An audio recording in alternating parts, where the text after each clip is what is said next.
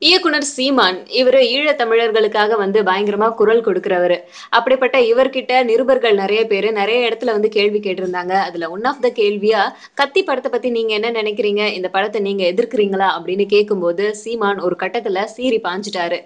ஏன் அப்படின்னா, வர்ற எல்லாருமே இதே கேள்விய கேட்டீங்கன்னா என்ன அர்த்தம்? உங்களுக்கு அந்த படத்த எதிர்க்கணும் அப்படின்னா, நீங்க இறங்கி வந்து எதிர்த்து போராடுங்க.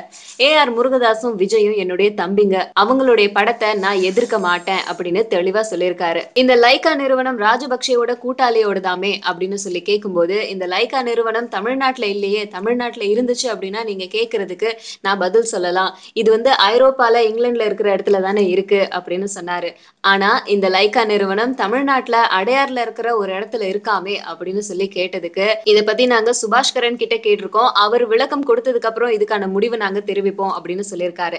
அது மட்டும் இல்லாம லைக்கா மொபைல் நிறுவனத்துக்கு நீங்க ஒரு படம் பண்ண போறீங்களாமே அப்படின்னும் கேள்வி கேட்டு மடக்குனாங்க. இதுக்கு முன்னாடி இயக்குனர் சங்கத்துடைய தலைவர்கள் சீமான் வந்து லைக்கா நிறுவனத்துக்கு ஒரு படம் பண்ண போறாரு அப்படின்னு மீடியா முன்னாடி சொல்லியிருந்தாங்க. அப்பெல்லாம் மறுக்காத சீமான் அந்த நிறுவனத்துக்கு நான் எந்த ஒரு படமும் பண்ணல அப்படின்னு சொல்லியிருக்காரு.